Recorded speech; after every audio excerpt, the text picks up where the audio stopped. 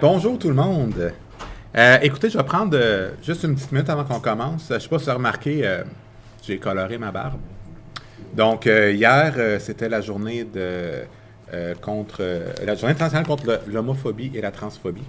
Donc, c'est pas nécessairement une journée de célébration, c'est pas nécessairement une journée qui est beaucoup connue. Donc, j'ai décidé de faire ma part pour l'œuvre.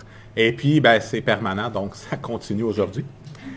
Par ailleurs, là, je rappelle là, que l'année passée, j'avais souligné là, l'importance là, d'avoir des femmes et des filles aussi dans le domaine d'éthique. Donc, au niveau des membres, au niveau du conseil d'administration. C'est pour ça que c'est nouvellement, on a une nouvelle gente dame, Marie-Ève. Et sans plus prendre de votre temps, on va commencer avec le constat du quorum. Donc, le quorum est constitué par les membres présents. Il y a des membres présents, donc le quorum est constaté. Il est à 12h38. J'aurais besoin de quelqu'un pour proposer l'ouverture de l'Assemblée, s'il vous plaît. Jean-Marie Perrault. Donc... Ah, tu as un appuyeur? Juste un petit commentaire. Sur l'avis de convocation, là, oui. vous l'avez envoyé par l'infolette. Là, il faudrait vérifier, on va dire si c'est conforme, on va dire à ce qu'il y a dans les règlements généraux. Parce qu'il y a une différence entre un infolette et un courriel. Je veux dire, là, on va faire la rencontre, là, mais vous avez tout intérêt à fouiller ça pour l'année prochaine. Parce que... Je vais en prendre bonne note de suite. Okay. Mais normalement, l'infolette, c'est un courriel qui est envoyé par un outil. Ben, c'est... Tu fouilleras. Mais je vais vous poser la question directement à M. Plourde. Est-ce que ça fait un dérangement que l'avis de convocation soit envoyé par un outil qu'on appelle infolette pour envoyer un courriel à l'ensemble des membres? Est-ce que ça vous pose un problème particulier? Ça ne pose pas de problème aujourd'hui, mais ça peut poser des problèmes dans l'avenir. Lesquels? N'importe qui peut se désinscrire d'une infolette. Et comme un membre, tu dois recevoir une invitation, un courriel. Oui, mais je vais vous arrêter immédiatement parce que la liste d'envoi pour l'infolette, c'est nous également qui la gérons et l'ensemble des membres, avant d'envoyer l'avis de convocation, on s'assure que tous nos membres sont présents sur cette liste d'envoi. Donc, automatiquement, il n'y a pas de membre qui peut se désinscrire et ne pas recevoir le courriel parce qu'avant de faire l'envoi, on s'assure que tous les membres y sont présents. C'est ce que je t'ai dit pour aujourd'hui. Ça ne pose pas de problème. Mais on pourra faire la vérification. Est-ce que quelqu'un pourrait appuyer? Oui, est-ce que quelqu'un appuierait l'ouverture de l'Assemblée? Marie-Ève. Marie-Ève. Ensuite, on va passer au point 2, nomination d'une présidente ou d'un président et d'un ou une secrétaire d'Assemblée. Donc, levez-vous en foule et proposez des gens. Je propose Carole comme président. Excuse-moi. Non, mais c'est parfait. Et Carole, secrétaire-là, regarde. OK. Donc Aurel propose Jonathan comme président et moi comme secrétaire d'Assemblée. Tu appuies? Excuse encore. C'est correct. Donc, au point 3, lecture et adoption de l'avis de convocation. Donc, ça allait comme suit. Madame, Monsieur, c'est avec plaisir que nous vous invitons à l'Assemblée générale annuelle du Technocentrique de la Gaspésie et de la Madeleine, qui se tiendra le vendredi 18 mai 2018 à la base de plein air de Bellefeuille, 70 route de la plage, Pas-Beaumille, Québec, G0C 2J0. L'accueil est prévu dès 11h45. Un dîner sera servi à midi. L'Assemblée générale débutera à 12h30.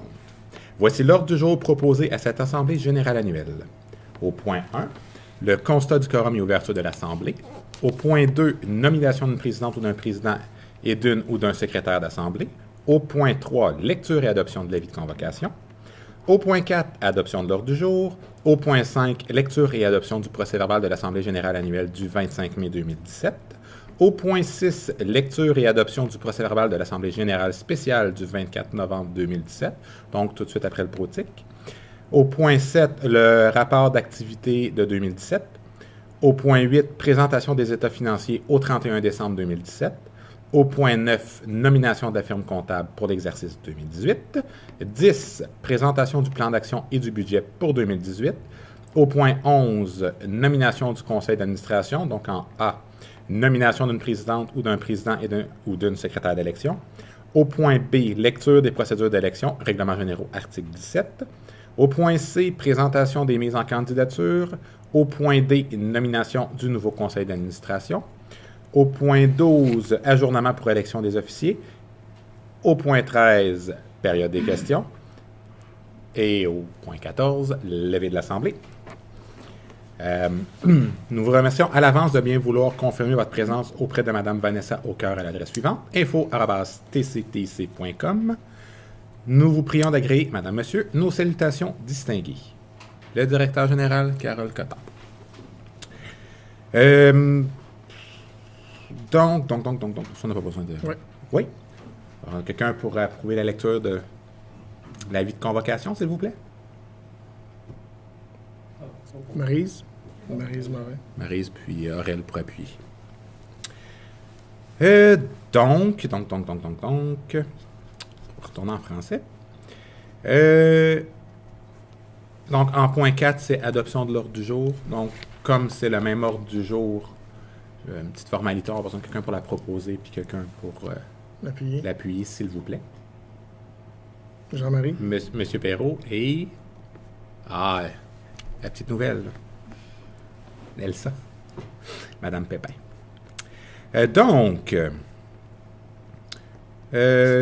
Au point 5, lecture et adoption du procès-verbal de l'Assemblée générale annuelle du 25 mai 2017. Donc, M. Cotton. Vous avez reçu le procès-verbal lors de l'envoi de l'avis de convocation. Donc, on va le lire quand même rapidement. Le procès-verbal de l'Assemblée générale tenu le 25 mai 2017 à 17h au Centre communautaire de Maria. Vous avez la liste des présences. Je ne passerai pas au travers. Donc, le quorum ayant été constaté, l'Assemblée étant déclarée régulièrement constituée, il est 17h15. Donc, nomination d'un président secrétaire de l'Assemblée. Il a été proposé par Jean-Marie Perrault et résolu unanimement d'élire M. Jonathan Ranger et Carole Cotton, respectivement président et secrétaire d'Assemblée. Lecture et adoption de l'avis de convocation. Le président de l'Assemblée fait lecture de l'avis de convocation et demande l'adoption. Donc, proposé par M. Danny Bouffard et appuyé par Jean-Marie Perrault, résolu unanimement d'adopter l'avis de convocation. Adoption de l'ordre du jour. M. Jonathan Ranger fait la lecture de l'ordre du jour et demande l'adoption. Donc, proposé par Mme Marie-Claude Brière, appuyé de M. Danny Bouffard et résolu unanimement d'accepter ou d'adopter l'ordre du jour tel que présenté. Lecture et adoption du procès-verbal de l'Assemblée générale annuelle du 19 mai 2016. M. Carole Cotton fait la lecture du procès-verbal de l'Assemblée générale annuelle du 19 mai 2016 et demande l'adoption. Donc, sur proposition de M. André-Pierre Rossignol et appuyé par M. Danny Bouffard, il est résolu unanimement d'adopter le procès-verbal de l'Assemblée générale annuelle du 19 mai 2016 tel que présenté. Présentation du rapport d'activité. M. Jonathan Ranger fait la lecture du mot du président et à l'intention de l'Assemblée, M. Carole Cotton fait la lecture du mot du directeur général et il présente une vidéo du WAC Junior ainsi que le bilan des activités du rapport annuel. Présentation des états financiers de 2016. M. Carole Cotton fait la présentation des états financiers au 31 décembre 2016. Proposition de M. Aurel Doucet et appuyé par Nathalie Sirois, il est résolu unanimement d'adopter les états financiers au 31 décembre 2016 tels que présentés. Nomination de la firme comptable pour l'exercice 2016-2017. Donc, le point 8 étant débuté, M. Jean-Claude Plourde se questionne sur l'heure du début de l'Assemblée. M. Cotton lui confirme que celle-ci était prévue pour 17 h, mais qu'elle a débuté à 17h15. M. Ranger explique que la résolution de 2016 prévoyant la nomination de Raymond Chabot Grant Thornton pour les années 2016 et 2017, il faut simplement confirmer pour l'année 2017. Donc, sur proposition de M. André-Pierre Rossignol, et appuyé par M. Danny Bouffard, il est résolu unanimement de nommer la firme comptable Raymond Chabot Grant Thornton comme expert comptable de l'organisme pour l'année 2017. Présentation du plan d'action et du budget. M. Carole Cotton présente le plan d'action.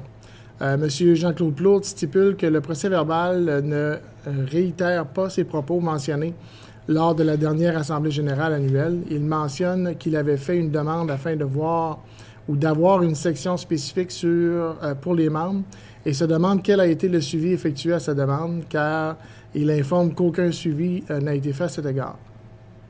M. Carole Cotton précise que ces dossiers sont gérés par différents comités de l'organisme et que plusieurs discussions ont eu lieu à cet effet, notamment au sein du comité créé pour discuter des modifications potentielles du site Web de l'organisation, particulièrement la section des membres.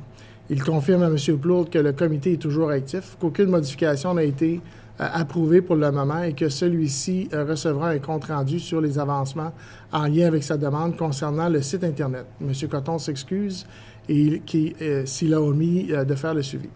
Concernant l'aspect budgétaire, Mme Marie-Ève Forêt demande s'il est possible d'avoir une modification dans le prix des cartes de membres. M. Ranger lui indique que le conseil d'administration a prévu s'y pencher pour l'année 2018. Résolution, donc, sur proposition de M. Aurel Doucet et appuyée par Mme Marie-Claude Brière. Il est résolu unanimement d'adopter le plan d'action et le budget 2017 tel que présenté. Modification des règlements généraux. M. Ranger explique les modifications apportées aux règlements généraux. M. Carole Cotton explique les nouvelles procédures d'élection. Article 12. Donc, ce qui était avant, c'est que de façon générale, le vote se fera à main levée. Il doit s'exercer au scrutin secret si au moins un des membres actifs présents et en règle en fait la demande à la présidence d'Assemblée. Dans le cas d'égalité des voix, le président d'Assemblée peut exercer un vote prépondérant. Les membres associés peuvent participer aux activités du TCTIC et assister aux assemblées des membres, mais ils n'ont pas le droit de vote lors de ces assemblées. Après modification, donc à l'exception des règles prévues à l'article 17, élection, relativement au processus d'élection des administrateurs, de façon générale, le vote se fait à main levée et il doit s'exercer au scrutin secret si au moins un des membres actifs présents et en règle en fait la demande à la présidence d'Assemblée. Dans le cas d'égalité des voix, la présidence d'Assemblée peut exercer un vote prépondérant. Les personnes ayant le droit de vote sont le président du conseil d'administration, le ou un des propriétaires, le directeur général ou toute personne dûment mandatée par l'organisme ou l'entreprise ayant le statut de membre actif, en respectant la règle de un membre, un vote. Les membres associés peuvent participer aux activités du TCTIC et assister aux assemblées des membres, mais ils n'ont pas le droit de vote lors de ces assemblées. Article 13, l'Assemblée générale annuelle. Donc, avant la date de l'Assemblée générale, l'Assemblée générale doit se tenir dans les 120 jours qui suivent la fin de l'exercice financier à l'heure, au jour et au lieu déterminés par le conseil d'administration ou le comité exécutif. Date de l'Assemblée générale annuelle. L'Assemblée générale annuelle doit se tenir dans les 150 jours qui suivent la fin de l'exercice financier à l'heure et au jour, au lieu déterminé par le conseil d'administration ou le conseil exécutif. Il y avait une erreur là, c'était marqué 150 entre parenthèses, puis c'était écrit 120. Fait que là, on l'a corrigé pour remettre 150. Donc, au niveau du processus d'élection, l'article 17. Avant. Les administrateurs sont élus à chaque année au cours de l'Assemblée générale annuelle selon les procédures d'élection décrites ci-après. Donc, un collège électoral composé de tous les membres actifs présents pour élire les 6 administrateurs membres actifs et un collège électoral composé des membres associés présents à l'Assemblée pour élire les 3 administrateurs membres associés. Le choix des 3 administrateurs membres associés se déroulera en premier afin de combler les postes manquants, s'il y a lieu par des membres actifs. Les candidatures seront acceptées par proposition lors de l'Assemblée générale annuelle ou par procuration. Ça, c'est ce qui était avant. Après, les administrateurs sont élus chaque année au cours de l'Assemblée générale annuelle selon la procédure d'élection décrite ci-après. Un avis public sera envoyé au moins 30 jours avant la date prévue de l'Assemblée générale afin de présenter les postes administrateurs qui seront à combler. Les personnes intéressées par les postes à combler devront soumettre leur candidature au moins 15 jours avant la date prévue de l'Assemblée générale, selon les directives soumises dans l'avis public. Un collège électoral composé de tous les membres actifs pour élire les 6 administrateurs membres actifs et un collège électoral composé des membres associés pour élire les 3 administrateurs membres associés. Les candidatures reçues seront annoncées lors de l'envoi de l'avis de convocation à l'Assemblée générale, soit au moins 10 jours avant la date prévue de l'Assemblée générale. Le vote se fera par anticipation. Les membres auront jusqu'à 5 jours avant la date de l'Assemblée générale pour enregistrer leur vote selon les directives soumises dans l'avis de convocation. Un registre confidentiel sera maintenu par le directeur général et son adjointe administrative. Les personnes ayant le droit de vote sont le président du conseil d'administration, le ou un des propriétaires, ou le directeur général de l'organisme ou l'entreprise ayant le statut de membre en règle en respectant la règle de un membre, un vote. Il sera de la responsabilité du conseil d'administration de pourvoir à tout poste laissé vacant à la suite de l'Assemblée générale. M. Jean-Claude Plourde fait mention de ses interrogations face aux règlements généraux et mentionne qu'il doute de la validité du processus d'élection. M. Ranger lui explique que durant l'année, le conseil d'administration peut adopter des modifications aux règlements généraux et celles-ci deviennent valides jusqu'à l'adoption par l'Assemblée générale annuelle. M. Plourde demande alors une copie des règlements généraux afin de valider la capacité du conseil d'administration à modifier ceux-ci. Il se questionne également sur le processus de convocation et d'envoi de l'avis de convocation de l'Assemblée générale. Les membres présents discutent du processus et confirment avoir reçu l'avis de convocation, à l'exception de l'envoi du procès-verbal de la dernière Assemblée. M. Coton prend note de le faire parvenir lors des prochaines Assemblées générales annuelles et interagit avec les membres présents pour connaître leur opinion face à la validité de l'Assemblée en cours. Tous les membres semblent d'accord avec la validité de l'Assemblée en cours. M. Ranger mentionne à M. Plourde que celui-ci recevra par courriel les règlements généraux dès le lendemain de la présente Assemblée. Le processus de modification au règlement avec un comité du conseil d'administration a été présenté. Résolution. Donc, c'est une proposition de M. Aurel Doucet, appuyée par M. Danny Bouffard. Il est résolu unanimement d'accepter les modifications aux règlements généraux et de prendre en note les demandes de M. Jean-Claude Plourde afin d'assurer que celui-ci reçoive les documents demandés. Nomination du conseil d'administration. Nomination d'un président, d'une secrétaire, d'un président d'élection et d'une secrétaire ou d'un secrétaire d'élection. Sur proposition de Mme Marie-Claude Brière, appuyée par M. Danny Bouffard, il est résolu de nommer Carole Coton en tant que président d'élection et Mme Vanessa Aucoeur en tant que secrétaire d'élection. Lecture des procédures d'élection. Le président, M. Coton, fait la lecture de l'article 17 des règlements généraux du TCTC se rapportant aux élections. Présentation des mises en candidature. M. Carole Coton présente les mises en candidature pour les différents secteurs, commençant par le secteur membres associés. Pour le secteur municipalité associé, la candidature reçue est celle de M. Roch-Odette, maire de Ville de Bonaventure. Pour le secteur Rocher-Percé, membre actif, la candidature reçue est celle de M. Jonathan Ranger, de Gascotte, consultant informatique.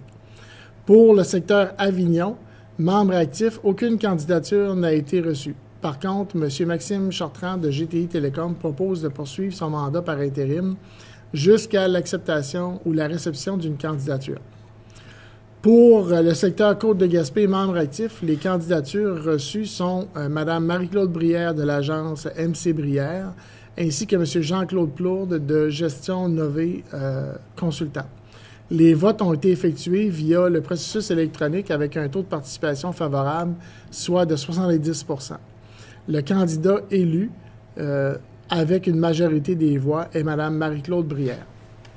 Nomination du conseil d'administration. Donc, sur résolution, sur proposition de M. Danny Bouffard et appuyé par M. Aurel Doucet, il est résolu unanimement d'accepter les 3 candidatures pour siéger au conseil d'administration sur M. Roch-Odette, membre associé secteur municipal, M. Jonathan Ranger, membre actif MRC Rocher-Percé, Mme Marie-Claude Brière, membre actif MRC de Côte-de-Gaspé, ainsi que de prolonger le mandat de M. Maxime Chartrand par intérim pour le poste membre actif MRC d'Avignon. Ajournement pour l'élection des officiers.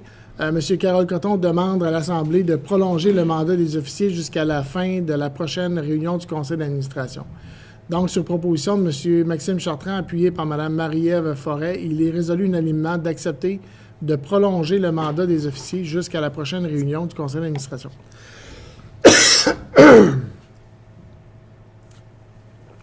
Pardon. Période de questions. Sur proposition de Mme Marie-Ève Forêt, il est convenu de faire la prochaine Assemblée générale sans papier. Déjà influente. Monsieur Monsieur Thomas Van Damme Gagnon démontre sa satisfaction en lien avec le processus d'élection. Monsieur Van Damme Gagnon demande également des précisions sur le processus de prospection d'entreprise à plus de 50 employés. Une discussion s'ensuit et M. Coton précise qu'il est plus facile d'attirer des petites que des grandes entreprises à cause du manque de main-d'œuvre sur le territoire. Levée de l'Assemblée sur résolution. L'ordre du jour est imposé. Il est proposé par M. Danny Bouffard que la séance soit levée à 19h30. Peut-être en léger suivi du procès verbal, la documentation a été soumise à M. Plourde telle que mentionnée à l'intérieur du procès verbal. Fait que si vous avez des questions particulières en lien, la question d'ajustement des taux revient à l'Assemblée générale spéciale.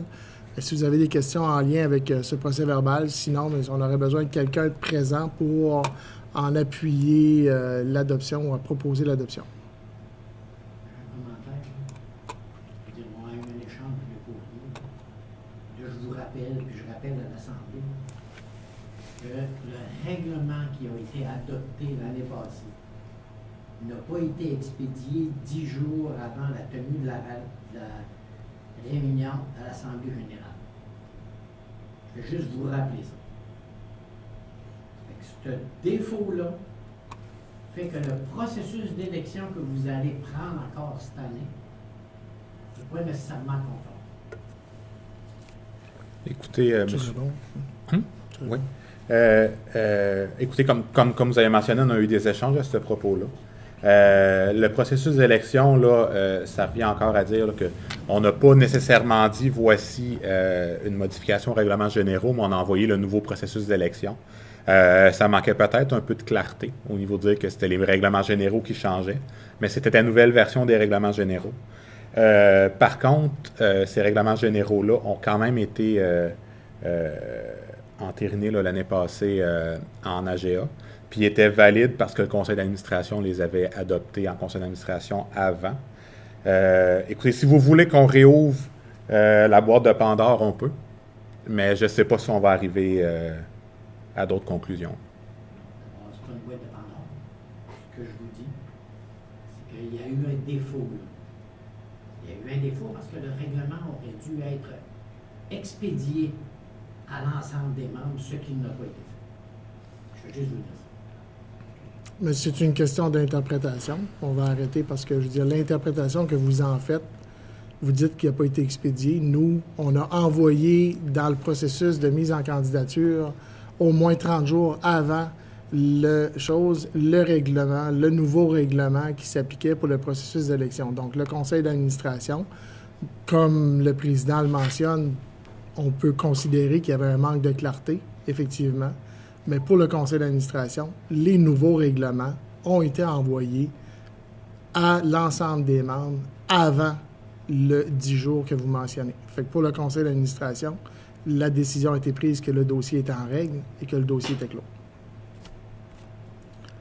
Fait que ça prendrait quelqu'un pour proposer l'adoption du procès verbal. S'il n'y a pas d'autres questions, bien sûr. S'il n'y a pas d'autres questions, bien sûr. Non, je ne Aurel? Quelqu'un d'autre qui était là? Riève, merci. Donc, au point prochain, donc le point lecture et adoption du procès verbal de l'Assemblée générale spéciale du 24 novembre 2007. Carole, je vais te donner un break, moi, le lire. Ah, moi, je peux y aller. J'ai pas de problème avec ça. Tu veux y aller? Ben, vas-y, fais-toi plaisir. Donc, procès verbal de l'Assemblée générale spéciale tenue à Gaspé, à l'Auberge des Commandants, le 24 novembre à 13h, au centre des congrès de l'Hôtel des Commandants. Donc, je vous épargne les présences parce qu'encore une fois, ce procès verbal vous a été envoyé avec l'avis de convocation. Donc, constatation du quorum. Les membres présents formant quorum. L'Assemblée est déclarée régulièrement constituée. Il est 13h30. Nomination d'un président et d'une secrétaire d'Assemblée. Donc, sur proposition de Mme Émilie Bourque-Bélanger, il est résolu unanimement de nommer M. Jean-Tan Ranger comme président de l'Assemblée et Carole Coton à titre de secrétaire d'Assemblée. Lecture et adoption de l'avis de convocation. Le président de l'Assemblée fait lecture de l'ordre du jour figurant l'avis de convocation. Donc, sur proposition de M. Thomas Van Damme Gagnon, il est résolu unanimement d'accepter l'ordre du jour tel que présenté. Adoption de la nouvelle échelle de cotisation annuelle. Donc, M. Jonathan Ranger fait une lecture des modifications qui seront suggérées afin d'adopter une nouvelle échelle de cotisation annuelle aux membres présents à l'Assemblée générale. Sur proposition de Mme Marie-Lou Levasseur, il est résolu à l'unanimité d'adopter la nouvelle échelle de cotisation annuelle telle que présentée. Période de questions, M. Thomas Van Damme-Gagnon souhaite féliciter le conseil d'administration du Technocentre des TIC d'avoir écouté ses membres en revisant la cotisation pour les travailleurs autonomes. Mme Laurie Isabelle Denis, du Berceau du Canada, s'interroge sur les avantages d'être membre actif ou membre associé. M. Coton explique à Mme Denis les avantages d'être membre actif, soit la représentation effectuée par le Technocentre, le développement des mandats via le programme de soutien, l'organisation de délégations régionales de missions internationales, des tarifs réduits à des événements en province et la visibilité offerte sur le site du Technocentre d'éthique. Pour ce qui est des membres associés, les avantages se limitent à la visibilité offerte sur le site Web aux tarifs réduits négociés par le Technocentre pour certains événements provinciaux. La majorité des membres associés deviennent membres actifs afin de supporter la mission de notre organisme dans la région. Il devrait pas avoir... Le actif ne devrait pas être là. Je viens de voir, là, il y a une coquille, là.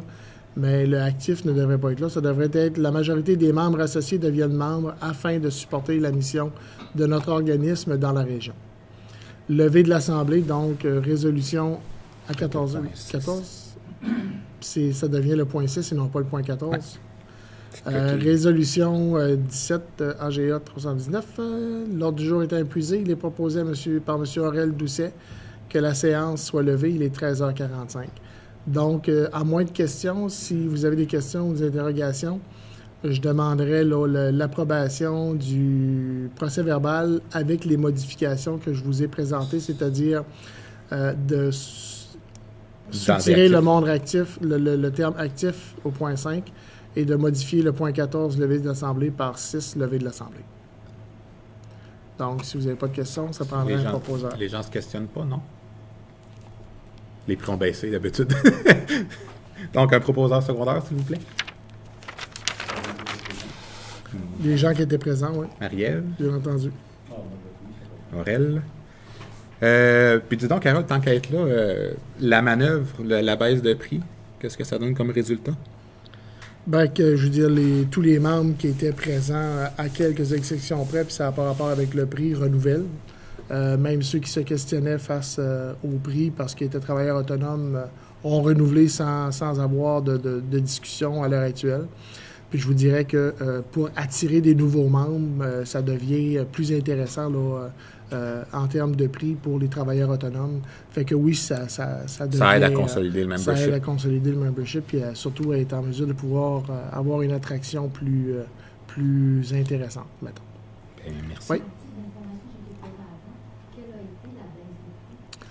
Le tarif pour devenir membre antérieurement, c'était un tarif unique, donc c'était 250 $ plus les taxes applicables, que ce soit membre actif ou membre associé. Là, présentement, on a amené une gradation. Donc, pour un travailleur autonome, à l'heure actuelle, devenir membre, c'est 100 $ plus les taxes au lieu de 250. Et ça augmente selon le nombre d'employés à l'intérieur d'une entreprise. Donc, une multinationale continue à payer le même montant. On a plafonné à 250 $ le même montant là, qu'on avait antérieurement. Mais puis c'est de même pour les travailleurs, pour les membres actifs et les membres associés. Membres associés, c'est resté la même tarification, c'est ça? Même membres associés, ils ont pris la même tarification que les membres actifs. Donc, exemple, un travailleur autonome qui ne serait pas considéré comme membre actif parce qu'il ne travaillerait pas spécifiquement dans le domaine des technologies de l'information, pourrait devenir membre associé et ne paierait que 100 $ de cotisation au même titre qu'un travailleur autonome qui se trouve à être dans les technologies de l'information. Parfait. Merci, Carole. Donc, au point 7, Carole, très brièvement, le rapport d'activité 2017. Oui. Bien, écoutez, on va y aller très brièvement parce qu'on va passer certaines sections là, plus en détail tantôt, comme le mot du DG, le mot du président. Mais rapidement, si on regarde le rapport d'activité, ce rapport d'activité-là ne sera pas imprimé. Ce rapport d'activité-là va se retrouver sur le site du Technocentre, mais il va y avoir une version raccourcie du rapport qui va être imprimée pour pouvoir remettre à nos partenaires financiers. Merci, Julien, de compléter ma pensée. À nos partenaires, mais aussi pour pouvoir, lorsqu'on se déplace à l'extérieur ou quoi que ce soit, pouvoir remettre à des gens qu'on leur rencontre de l'information sur ce que le Technocentre réalise. Donc, vous avez le rapport d'activité 2017, la table des matières rapidement, le conseil d'administration. Là, il faut voir que le conseil d'administration que vous avez là, c'est le conseil d'administration 2017. Donc, début 2018, il y a eu un changement. Madame Marie-Ève Forêt de Communication Antilope a pris la place de M. Maxime Chartrand. Mais pour ce qui est de 2017, c'est M. Chartrand qui était là à ce moment-là. Vous avez, le mot du président. Je vous invite, Jonathan va en faire lecture tantôt, le mot du directeur général. Vous avez aussi le bilan des activités, donc les différentes activités que le Technocentre a soit participé ou développé sur le territoire et à l'extérieur de la région. Donc, vous avez l'ensemble des activités qui ont été réalisées. Vous avez aussi d'autres ateliers, les ateliers d'éveil que l'on a réalisés sur l'ensemble du territoire. Fait qu'on a listé les différents ateliers d'éveil qui ont été réalisés sur le territoire. Vous avez d'autres événements auxquels le Technocentre a participé. Le Technocentre, on le dit tantôt, on organise des missions à l'étranger, donc il y a des membres qui se reconnaissent. Nos membres voyagent, donc on voulait faire un petit clin d'œil à nos membres qui font des missions à l'international et qui développent leur opération à l'international. Mot de l'agent de mobilisation, je vous invite à aller le lire. Mot de notre toute nouvelle agente de communication et responsable de la stratégie numérique. D'ailleurs, j'en profite pour faire un petit clin d'œil à son arrivée. Émilie Bourque-Bélanger, vous la connaissez probablement tous. Émilie s'est jointe à nous en février. Malgré qu'elle n'était pas là en 2017, je lui ai quand même demandé de faire le mot pour présenter un peu vers où on se dirige en 2018 au niveau des communications, mais surtout de la stratégie numérique. Par la suite, les bons coups des membres.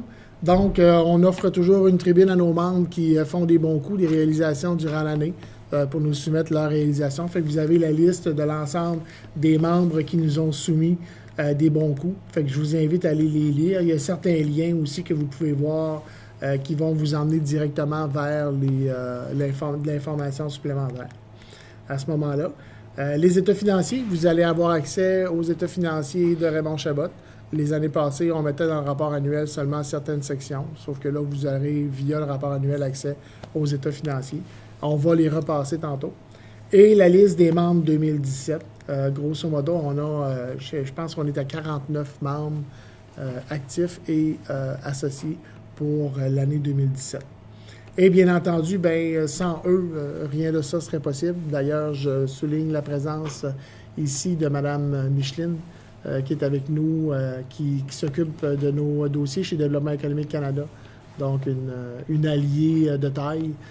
Je souligne aussi la présence des gens de chez Desjardins qui sont avec nous et qui vont être avec nous encore davantage dans les prochaines années. Principalement dans ce volet-là 2017 au niveau du programme propulsé, l'accélérateur d'innovation. Et 2018, il y aura une annonce qui se fera prochainement au niveau de la participation de Desjardins. Je ne pense pas que c'est un secret, on peut le dire. La participation de Desjardins au niveau du déploiement et de l'actualisation de la stratégie numérique régionale, Desjardins sera un partenaire de choix à ce niveau-là. Fait que vous avez l'ensemble des gens, les SADC, bien entendu, représentés par du président du conseil d'administration, qui est administrateur aussi, M. Aurel Doucet. Pourquoi Drapeau Québec? Parce qu'on est financé par 2 volets. Donc, on a le volet du MESSI via le programme FAIR et on a le volet aussi du phare via le MAMO. Donc, on a 2 ministères qui participent. Le MESSI également dans le programme propulsé. Fait que c'est pour ça, lorsqu'il y a plus d'un ministère, c'est Drapeau Québec qui apparaît sur les partenaires. Fait que c'est eux qui sont là. Fait que ça comble un passage assez rapide du rapport d'activité, mais on va vous inviter, si vous voulez en prendre plus connaissance, à aller sur le site web. Il va être disponible immédiatement après le... Oui, il est déjà en téléchargement, j'ai inscrit l'adresse là, mais si vous ne voulez pas le noter, on va publier sur le site web du Technocentre là, cet après-midi. Exactement. Puis la version écourtée ou raccourcie sera également sur le site web, sera imprimée. Donc, si des fois, il y en a qui veulent avoir des copies papier, bien, ça ne sera pas immédiatement, mais dès qu'on l'aura, on le signalera là, à ce moment-là. Fait que pour nos partenaires financiers, là, on pourra vous en remettre une copie à ce moment-là. Comme on le faisait en AGA sans papier, le rapport annuel, on voulait qu'il soit quand même visible. Puis comme on le faisait aussi pour le web, on voulait quand même qu'il soit plus interactif que les années passées. Fait que c'est pour ça qu'on le fait de ce format-là, mais le format impression, bien entendu, on n'imprimera pas 55 pages de rapport annuel, mais on va en faire une version écourtée à ce moment-là. Fait que c'est ça pour le rapport annuel. On enchaîne avec Le mot nos du lectures. président. Donc, c'est moi. C'est avec beaucoup de fierté que je vous présente le rapport d'activité du Technocentre des technologies de l'information et des communications de la Gaspésie et des îles de la Madeleine pour l'année 2017. Déjà presque 10 ans. Lorsqu'il voit le jour, le Technocentre est un incubateur d'entreprises sur le territoire de la MRC du Rocher-Percé qui offre à de jeunes entrepreneurs et entrepreneuses antiques des locaux à prix modique, des ressources matérielles ainsi que de l'accompagnement. L'initiative est remarquée par les autres MRC du territoire et comme les besoins de développement de l'économie numérique sont criants dans toute la région administrative, le Technocentre enclenche un travail de régionalisation. La gestion du bâtiment est abandonnée au profit des besoins d'un membership grandissant et moins centralisé géographiquement. Pendant ce temps, la région se dote d'un plan d'action numérique, plus tard devenu la stratégie numérique GEM.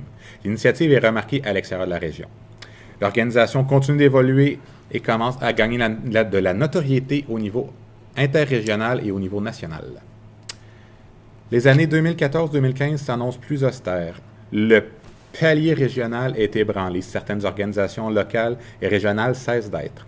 L'organe créateur de la stratégie numérique, la CREGIM, donc la Conférence régionale des élus Gaspésie-de-la-Madeleine, disparaît et les travaux sur cette dernière sont stoppés. Le TCTC, lui, perdure. C'est en 2016 que la table des préfets donne le mandat de coordination de la stratégie numérique au Technocentre. Aujourd'hui, à la suite d'une idée née à Chandler avec Nazia Minassian puis Martin Duguay à la direction, puis grâce à la régionalisation sous la direction de Carole Coton, le Technocentre est un acteur important du développement économique de la région et un partenaire du milieu culturel. C'est un ambassadeur de ses membres, d'éthique et de la région au national et à l'international. Donc, pour l'année 2018, cette année, le TCTIC travaillera à développer d'autres partenariats avec des organisations dans la région ou à l'extérieur et continuera à entretenir ses relations avec ses partenaires. Je pense ici à Québec numérique, qui nous donne le privilège d'amener nos jeunes Gaspésiens-Gaspésiennes et Madelino-Madeliniennes au WAC Junior et qui a travaillé avec nous sur des dossiers en culture. Ou encore l'Institut de gouvernance du numérique, avec qui nous travaillons au plan de la gouvernance ouverte pour la stratégie numérique. C'est aussi cette année que nous travaillerons à élaborer la planification stratégique 2019-2021 et à assurer le financement de l'organisation pour continuer sur la lancée des 10 premières années. J'en profite pour remercier Carole et toute son équipe, ainsi que tous nos membres et tous nos partenaires, sans oublier mes consoeurs et mes confrères du conseil d'administration. Sans vous, le Technocentre ne serait pas ce qu'il est à l'aube de ses 10 ans. Ça fait plaisir. Puis Carole, je figure qu'il va avoir quelque chose pour les 10 ans du Technocentre, peut-être un jour? Oui. Un jour avant longtemps. Idéalement avant ses 11 ans. On devrait souligner les 10 ans. Là, on se posait la question si on allait faire quelque chose durant l'été, parce que les 10 ans arrivent durant la période de vacances de la majorité des gens. Fait qu'on se demandait si on allait faire quelque chose à l'été ou peut-être juste attendre au Protic qui sera organisé cette année et souligner lors du Protic les 10 ans. Donc, probablement que le soulignement se fera à l'intérieur de l'événement Protic qui, cette année, aura lieu en Haute-Gaspésie. Fait que, puis en même temps, ça serait intéressant de souligner, comme on est devenu régional, souligner à l'extérieur de notre territoire de naissance nos 10 années. Je pense que ça fait quand même ça fait un statement dans l'effet qu'on est régional, mais oui, effectivement, il y aura quelque chose et vous serez à ce moment-là tous et toutes invités là, à y participer. Et s'il y a un 5 à 7 particulier durant l'été pour faire un petit happening à ce niveau-là, ben vous serez également informés de ce 5 à 7-là. Puis tu peux nous rappeler la date anniversaire du Technocentre, Carole? Si vous me donnez 30 secondes, je crois que le c'est le 24. 24 juillet 2008. Mais si vous voulez effectivement que je vous confirme la date d'anniversaire, je peux le faire. Ça va me prendre. Je pense que Carole et Julien vont être en vacances le 24 juillet. Fait que moi, je suggère une épluchette de bédaine à percer chez Carole. Ah oui. Celui qui reçoit paye le homard. Une épluchette de homard, finalement. Ben, c'est une épluchette de bédaine avec extra homard. Le patente. Ça me semble que je pensais que tu savais ça par cœur. Je m'excuse. Donc, oui, le 24 juillet 24 2008, effectivement. Mais écoutez, c'est savoir par cœur, c'est une chose, mais... Savoir où le trouver. Savoir où le trouver, c'est autre chose. Bon, et c'est ça. Donc, oui, c'est le 24 juillet 2008 qui est la date officielle de création du Technocentre. Donc, normalement, le 24 juillet 2018, le Technocentre aura 10 ans. Donc, tu as la parole pour ton mot du directeur. Oui.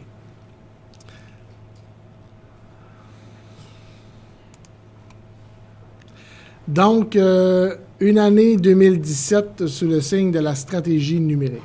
L'année 2017 aurait été l'année des stratégies numériques au Québec. C'est en décembre dernier que la ministre, Mme Dominique Anglade, lançait officiellement la première stratégie numérique pour le Québec. Ce lancement se voulait, d'une part, un signe important pour le développement du numérique au Québec. D'autre part, il y avait là la confirmation de la nécessité pour notre région de relancer la stratégie numérique régionale adoptée en 2012, dont le pilotage a été confié au Technocentre par la table des préfets en 2016. La participation de notre région dans le processus d'élaboration de la stratégie numérique du Québec aura été soulignée par le gouvernement du Québec par une présentation privée en primeur de la stratégie, et ce, en compagnie d'une vingtaine de professionnels partout au Québec. À ce titre, je vous invite à consulter en même temps la lettre ouverte intitulée « Un cadeau numérique pour tous les Québécois » sur le site du Technocentre afin d'en savoir un peu plus sur l'impact de la stratégie provinciale pour notre région. En ce qui concerne notre stratégie régionale, l'année 2017 nous aura finalement permis d'attacher le financement nécessaire à la relance et l'actualisation de celle-ci. L'embauche d'une nouvelle ressource en communication et en gestion de projet à la fin 2017 a lancé officiellement les travaux. Vous en saurez davantage sur les chantiers à venir dans le mot de notre agente de communication et chargée de projet à la stratégie numérique, Mme Émilie Bourque-Bélanger. Je vous invite à lire son mot dans le rapport d'activité. Vous allez en savoir un peu plus sur les prochaines étapes. D'ailleurs, je fais une parenthèse, mais il a été lancé hier, officiellement, un groupe Facebook ou une page Facebook. On dit un groupe, c'est un groupe? Un groupe Facebook sur la stratégie numérique régionale. Donc, ceux qui n'y sont pas déjà inscrits, je vous invite à vous y inscrire parce que vous allez avoir probablement énormément d'informations en lien avec les prochaines étapes, les différentes activités qui vont avoir lieu sur le groupe Facebook, et vous allez pouvoir suivre aussi l'évolution du dossier.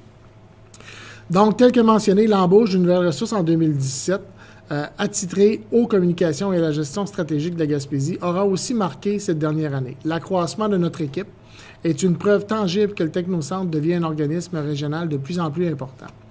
Outre les éléments précédents, voici quelques faits marquants de l'année 2017 dont je suis particulièrement fier et qui démontrent la pertinence de notre présence sur le territoire. Première délégation de 12 jeunes âgés entre 10 et 14 ans à l'événement WAC Junior, donc Web à Québec, dans le cadre de la Semaine numérique, en collaboration avec des établissements scolaires de notre région. Normalement, on aurait dû avoir 17 jeunes, mais l'avion des Îles-de-la-Madeleine n'a pas réussi à partir ce matin-là. Donc, malheureusement, il y a 5 jeunes des Îles-de-la-Madeleine et un accompagnateur qui n'ont pas pu se rendre. On parle de 2017. Cette année, en 2018, on vous montrera un petit vidéo. Et cette année, en 2018, on avait 25 jeunes de la Gaspésie et des îles qui se sont présentés là-bas avec 5 accompagnateurs, dont nous, lors de cet événement-là. On vous présentera une petite vidéo là, par la suite là-dessus. Effectivement. Tu as raison, c'est vrai, on en a eu, oui. Puis on a glissé un de plus, effectivement. Donc, comme autre élément, signature d'une entente de collaboration avec le Conseil québécois du commerce de détail dans le cadre du projet d'accompagnement Virage numérique des détaillants. Démarrage d'un projet pilote d'accompagnement de start-up et entreprises à fort potentiel de croissance propulsé dans la MRC du Rocher-Percé en collaboration avec la SADC du Rocher-Percé, la MRC Rocher-Percé et les caisses populaires des jardins du Centre-Sud gaspésien et du littoral gaspésien. Participation à l'écriture et au dépôt d'un manifeste sur la mise en réseau des hubs innovants au Québec lors du Forum des idées pour le Québec en septembre dernier, qui mènera à la création de 18 pôles régionaux d'innovation partout en province. Participation au débat organisé par le scientifique en chef sur l'avenir des fonds de recherche au Québec. Ces différents éléments dont je suis particulièrement fier que le Technocentre ait participé. Vous constaterez également à la lecture de ce rapport que l'année 2017 aura été très bien remplie d'activités sur le territoire, des missions internationales, de délégations régionales et de collaborations de toutes sortes. Je profite de ces derniers mots pour remercier les gens sans qui toutes ces réalisations n'auraient pu être possibles. À toute l'équipe d'employés du TCTIC, Vanessa qui a dû nous quitter, Annick Jessica qui est en arrière, Annick Jessica Caillouette, Julien, bien entendu, qui est ici toujours fidèle, Émilie, qui vient d'arriver chez nous, ainsi qu'à ceux qui ont effectué un passage en 2017, soit Xavier, qui est maintenant un employé de chez Navig. Je ne sais pas si c'est Navig ou Solution Infomédia. Hugo qui est de retour parmi nous parce qu'il est présentement au CJE, Option Emploi. Marie-Ève O'Connor qui a travaillé avec nous comme emploi étudiant l'été passé et qui est très, très, très active dans la communauté là, au niveau des groupes d'aide pour les animaux abandonnés. Si vous voyez ça sur Facebook, là, elle est beaucoup, beaucoup impliquée. C'est le fun à voir comme jeune. Ainsi qu'à Florence, un immense merci pour tous les efforts acharnés que vous avez déployés. Aux administrateurs et administratrices, merci de guider notre organisation dans sa mission. À tous nos membres, partenaires, collaborateurs, collaboratrices, que vous soyez en Gaspésie, aux Îles-de-la-Madeleine ou ailleurs au Québec, merci d'être une source d'énergie verte et durable. L'année 2018 sera certainement une année de numérique et d'innovation pour notre belle région et soyez assurés que le Technocentre TIC en fera partie. Assurons ensemble la relance de notre stratégie numérique régionale. C'est signé Carole Coton, directeur général.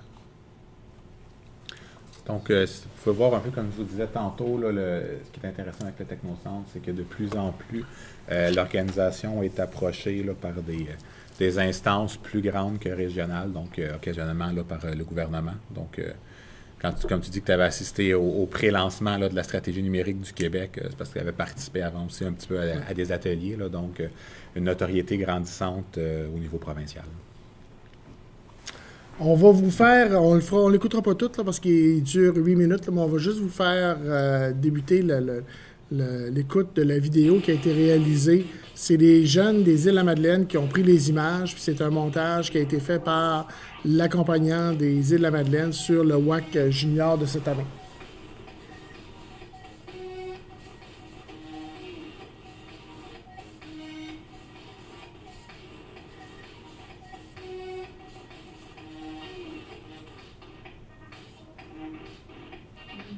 Ça a été filmé en haute définition, ils ont mis un filtre low-fi. On écrit Pixel Challenge. Ouais, C'est c'est ça. ça fit.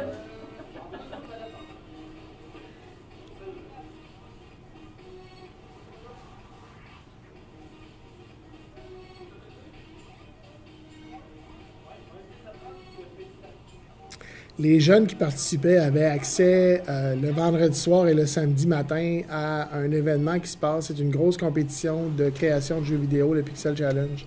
Fait que les jeunes pouvaient parcourir les différents participants, aller jaser avec eux autres, voir comment ça se faisait, la création des jeux vidéo. Et quelque chose de nouveau cette année, ils avaient organisé une Warp Zone, donc ils avaient amené plein de vieux jeux vidéo en haut dans le bâtiment. Puis le vendredi soir, les jeunes avaient accès de façon privée à tous les jeux vidéo qui étaient là. Fait qu'il y avait des jeux vidéo comme Pac-Man, il y avait des jeux vidéo comme le jeu vidéo là, qui a créé le film. Il y a un film qui a été fait dernièrement là, sur Pixel. Ben, c'est un jeu vidéo là, qui s'est basé sur un jeu vidéo. Ben, à quelque part, ce jeu vidéo là, était là. Puis le lendemain soir, on est allé voir le film. Fait que les jeunes qui avaient joué sur le jeu vidéo ont vraiment vu là, le lien entre le vidéo et le film. Puis le samedi, toute la journée, tu peux l'arrêter, Julien. Le samedi, toute la journée, les jeunes avaient accès à des ateliers. Donc, c'était des différents ateliers sur les technologies d'information. Donc, il y en avait un sur la robotisation, il y en avait un sur le YouTube, comment créer sa propre chaîne YouTube, un sur la programmation. Il y en avait un autre, là. La boîte à musique, c'est ça. La boîte à musique, donc, il devait créer un crayon chantant avec différents outils. Il pluguait un crayon, puis quand le crayon écrivait, le crayon émettait des sons. Les jeunes ont vraiment trippé. Puis le dimanche matin, on les a amenés au Musée de la Civilisation, dans le laboratoire, le Fab Lab. Là. Ils ont un Fab Lab au niveau du... puis dans le Fab Lab, il y a plein d'outils de la modélisation 3D, des imprimantes 3D. Fait que les jeunes ont vraiment pu participer et être immergés là, à l'intérieur de ce genre de technologie-là pendant pratiquement 48 heures. Puis les jeunes sont revenus, mais c'est de voir les yeux, mais c'est surtout de les entendre parler de comment ils font de la programmation à cet âge-là, là, c'est capotant. Fait que c'est une réalisation du Technocentre grâce à la participation. Bon, Jonathan comme accompagnateur, Émilie aussi comme accompagnateur. On a eu Simon qui est venu aussi nous accompagner, en plus des accompagnateurs des différentes commissions scolaires. Puis on a eu la participation de la commission scolaire des Îles, de la commission scolaire René Lévesque et de l'école Gabriel Lecourtois à Saint-Anne-des-Monts pour la commission scolaire Chic-Choc. Fait que c'est quelque chose d'extrêmement intéressant.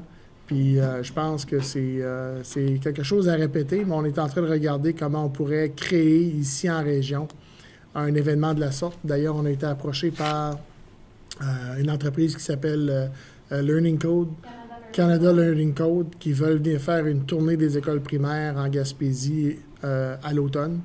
Ils nous ont approchés pour qu'on puisse travailler avec eux. C'est tout nouveau, là, fait qu'on va approcher les commissions scolaires dans les prochaines semaines pour voir comment on peut attacher une tournée de cette organisation-là sur le territoire. Fait que, tu sais, malgré que notre mission, c'est dans le développement de l'économie numérique, vous voyez des fois qu'on transcende un peu à l'extérieur de notre mission, mais l'ouverture aux technologies d'information chez les jeunes, je pense que ça fait aussi partie d'une mission de développement de l'économie numérique parce que ça amène un peu l'aspect... du potentiel de demain. Exactement. Oui. Fait que c'est ça. Fait qu'on peut poursuivre. Au niveau du rapport d'activité, Carole, ça faisait le tour? Oui. De ce que tu voulais montrer? Oui. Résolution pour ça? Non. Donc, pas de résolution. Maintenant, passons au point trépidant. Présentation des états financiers au 31 décembre 2017. Carole, rends ça intéressant. Rends-nous ça intéressant. Ben, écoutez, c'est le rapport financier de Raymond Chabot Grant Thornton. Vous allez voir, c'est un rapport financier, c'est une mission d'examen. Donc, pour ce qui est du rapport de mission d'examen, c'est un rapport de mission d'examen bien régulier. Donc, il dit que Raymond Chabot a réalisé l'examen des états financiers, de l'état des résultats, du bilan et de la situation financière au 31 décembre 2017. Puis grosso modo, c'est qu'ils n'ont rien relaté qui était non conforme aux principes comptables ou aux principes de vérification généralement reconnus là, au niveau des normes canadiennes. Je vous épargne la lecture de tout ça. Si ça vous intéresse de lire un rapport financier, vous pourrez aller, il va être sur le site web. Ça, je vous invite à y aller. C'est très inspirant des fois. Bien, en conclusion, au cours de notre examen, nous n'avons rien relevé qui nous porte à croire que ces états financiers ne donnent pas, dans tous les aspects significatifs, une image fidèle de la situation financière de l'organisation Technocentre des technologies de l'information au 31 décembre 2017 ainsi que des résultats de son exploitation, de son flux de trésorerie pour l'exercice terminé à cette date, conformément aux normes comptables canadiennes pour les organismes sans but lucratif. C'est en gros ce que je vous ai dit tantôt.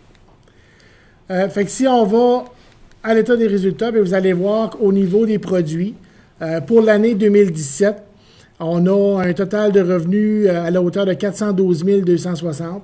Apport et contributions financières, on verra tantôt le 280 000, comment ils se séparent. Mais vous voyez que c'est une comptabilité par fonds. Donc, on a le fonctionnement, on a le fonds d'immobilisation, on a un projet qui est le projet que propulsé tantôt, pour lequel on doit avoir une comptabilité à part, ainsi que la stratégie numérique régionale de Gaspésie, qu'on doit avoir une comptabilité à part. Donc, ces deux projets-là spécifiques, vous voyez une comptabilité qui est tenue à part dans ces deux cas-là. Carte de membre, on parle de 10 075 de revenus. Commandite et inscription, majoritairement en lien avec l'événement Protic, 33 000. Récupération des taxes, face aux années antérieures, vous voyez un montant de 24 000 là. Vous allez voir tantôt, quand on va toucher le résultat, vous allez comprendre que s'il n'y avait pas eu ce 24 000-là, l'organisation aurait été en déficit en 2017. Ce 24 000-là, c'est que les taxes TPS, TVQ, normalement pour les OBNL, ne sont pas récupérables en haut de 50 %. Tout ce qui dépasse 50 %, sauf exception, lorsque tu as des revenus qui sont considérés comme étant des revenus d'entreprise et que tes subventions, en réalité, te permettent uniquement d'offrir des revenus à moindre coût. Donc, comme nous, on offre de l'accompagnement au niveau des services, qu'on fait quand même des activités où est-ce qu'on charge des inscriptions dans le Protic et ainsi de suite, bien, le gouvernement considère que nos subventions qu'on reçoit en réalité, c'est pour venir réduire la facture qu'on donne aux clients. Donc, à partir de ce moment-là, on est légitimé à réclamer 100 % des taxes puis comme c'est ce qui existe depuis maintenant 3-4 ans, mais on a réussi à aller reculer les années passées pour aller récupérer les taxes en lien avec le 50 % de ce... Dans tous les années avec Raymond Chabot, on regarde le niveau des taxes, puis on se pose toujours des questions. Puis finalement, cet élément-là est ressorti cette année, fait qu'on a réussi à les récupérer. Puis pourquoi l'organisation aurait été déficitaire? Il y a un élément majeur, c'est la stratégie numérique régionale. Lorsqu'on a amorcé les discussions avec la table des préfets, normalement, la table des préfets, le financement qu'on avait, devait nous servir pour l'année 2017 au complet. Parce qu'en 2016, on a commencé, mais en 2017, on a dit on enclenche le dossier, mais ça nous coûte des sous. Fait qu'on a demandé à la table des préfets d'avoir un financement temporaire. Ce financement temporaire-là avait été accepté à la hauteur de 60 000 $ parce que les îles de la Madeleine s'étaient retirées. Pour nous, le montant devait couvrir jusqu'au mois de septembre. Les 5 MRC ou les 6 MRC devaient fournir chacun 10 000 $. Mais comme les îles de la Madeleine se sont retirées, on tombait à 5 MRC, donc à 50 000 au lieu de 60. Et la MRC de la Haute-Gaspésie a seulement pu fournir 2 500 au lieu de 10 000. Fait qu'on s'est retrouvé avec un revenu de 42 500 au lieu de 50 000 $ pour couvrir les dépenses en lien avec la stratégie numérique, normalement jusqu'en septembre, début septembre. Et parce qu'on devait avoir le phare régional devait arriver à ce moment-là, mais le phare régional est arrivé seulement à la fin novembre.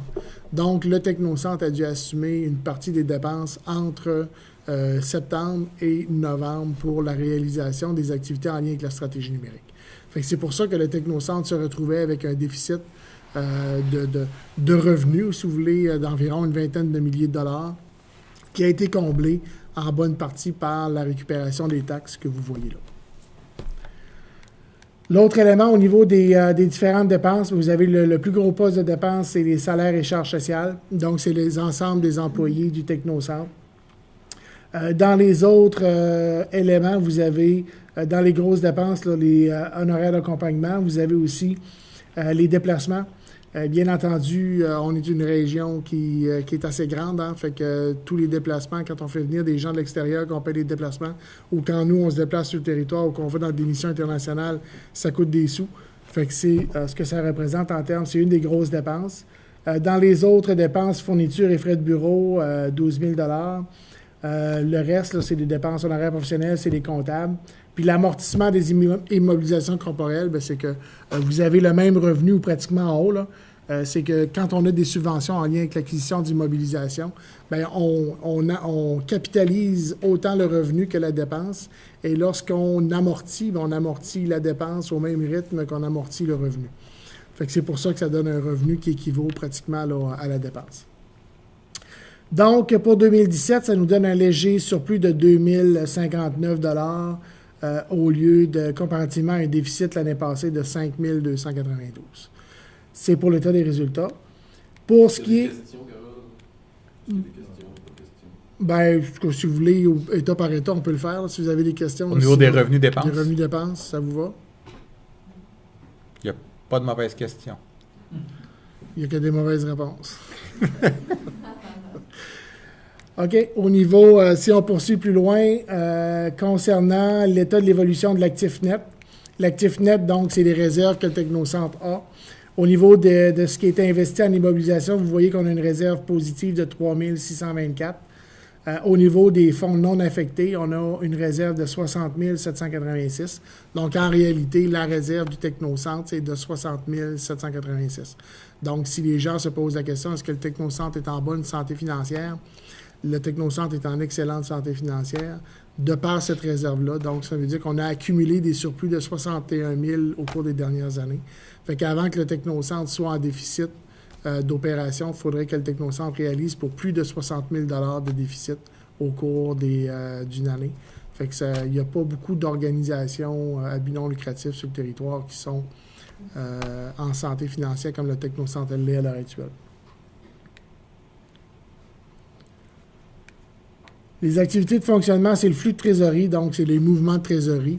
Comme vous pouvez voir, si on regarde au niveau de la trésorerie, au début, on avait une encaisse au début qui était à 58 000 $. On a eu des mouvements nets de 8 000 $, donc on a une encaisse à la fin de 66 000 $. Fait que si vous vous demandez tantôt, quand on parlait de la réserve de 60 000, bien, vous le voyez au niveau de l'encaisse. On a quand même une encaisse de 66 000 $ qui est quand même extrêmement intéressant. Encore là, dans les discussions que j'ai eues avec certains partenaires financiers dernièrement pour le renouvellement, je leur ai mentionné que une des fiertés que j'avais, c'est que depuis maintenant 4 ans, on a une marge de crédit autorisée au Technocentre et depuis 4 ans, on a utilisé 0 sous sur la marge de crédit au niveau du Technocentre. Fait que ça, je trouve que c'est quand même extrêmement intéressant. Donc, si on reprend l'actif, le bilan, donc, dans l'actif à court terme, on a des encaisses de 66 000, on a des comptes à recevoir pour 58 000, des apports à recevoir qui sont en lien avec les subventions gouvernementales. On a des événements, pas des événements, mais des immobilisations corporelles pour 49 000, pour un total de 225 000 $ de bilan d'actifs. Et on a un passif à la hauteur de 160 000 $. Donc, des comptes fournisseurs à 27 000, des apports reportés afférents aux immobilisations de 45 000 et des apports reportés autres de 87 775. Pour, en plus de l'actif net à 64 000, un total de passifs et d'actifs net à 225 247 $. Les comptes à recevoir que vous voyez et autres créances, c'est majoritairement en lien avec le Protic. Il y a beaucoup de ça qui est en lien avec le Protic. L'année passée, des contributions qui étaient facturées là, à nos commanditaires, dont, je vous dirais, là, 100% a été récupéré à l'heure actuelle. Fait qu'il n'y a pas... il y a peut-être... le niveau de mauvaise créance là, est très, très, très minime. Puis il se situe plus au niveau de certains membres qu'on a facturés qui ont décidé de ne pas renouveler leur membership. Fait que, comme c'était facturé, ben des fois, il faut le passer en mauvaise créance à ce moment-là. Mais c'est très, très, très minime. Je ne sais pas si vous avez des questions là-dessus. Le reste, c'est des notes en lien avec les états financiers. Je ne passerai pas à travers l'ensemble des notes. Peut-être juste la note concernant l'apport que je vous ai monté tantôt aux états financiers. Là. Dans l'état des résultats, il y avait un 280 000 $ qui correspondait aux apports. C'était un gros morceau. Là. Bien, vous avez le détail ici. Donc, dans l'apport, on a 122 050 qui est en lien avec le ministère de l'Innovation et de l'Exportation. On a pour 9 625 en lien avec le ministère des Affaires municipales, occupation de territoire. On a Industrie Canada qui nous offre 24 000 $. Ça, c'est en lien avec les stages pour les stagiaires Hugo et Xavier, tantôt que je vous ai mentionné. On a aussi la SADC du Rocher-Percé. On a le Centre local d'emploi du Rocher-Percé. On a Développement économique Canada qui, l'année 2017, le total arrivait à 53 199 $. On est peut-être pour Micheline, là, parce qu'avec Développement économique Canada, on a une entente de 50 000 $ par année.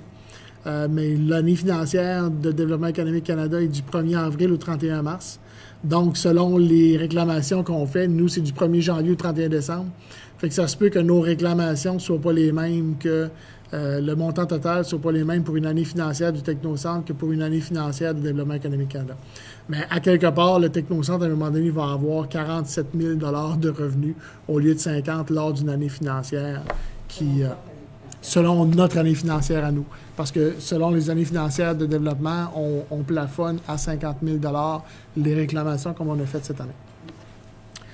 Fait que c'est ça, en gros, municipalité régionale de comté, c'est nos MRC, c'est le total d'argent qu'on a reçu de nos MRC. Et Desjardins, 6 275, c'est en lien avec majoritairement le programme de start-up et la stratégie numérique en petite partie. Parce que ça commençait cette année, la stratégie numérique, fait qu'on n'avait pas un gros montant là, de dépenses de fait là, à ce niveau-là. Fait que si vous n'avez pas de questions, ça compléterait la présentation des états financiers. Fait qu'on aurait besoin de quelqu'un pour adopter la présentation des états financiers. Et Marie-Claude, question ou propose? Tu proposes? Parfait. Puis qui veut appuyer? Jean-Marie?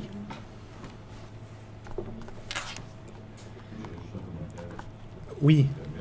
Je trouve ça rassurant. On est une organisation de pouvoir composer dans un contexte où la précarité est quand même un enjeu stratégique pour bien les organisations. Je pense qu'on est chanceux d'avoir Carole, on a une belle équipe. Je pense qu'on est chanceux d'avoir Carole qui maîtrise très très bien tous les aspects financiers. Je trouve ça rassurant. Je trouve ça vraiment rassurant. Que vous avez démontré également au niveau de la réserve. Je pense que c'est dans notre Merci, Magella. Carole mérite les fleurs.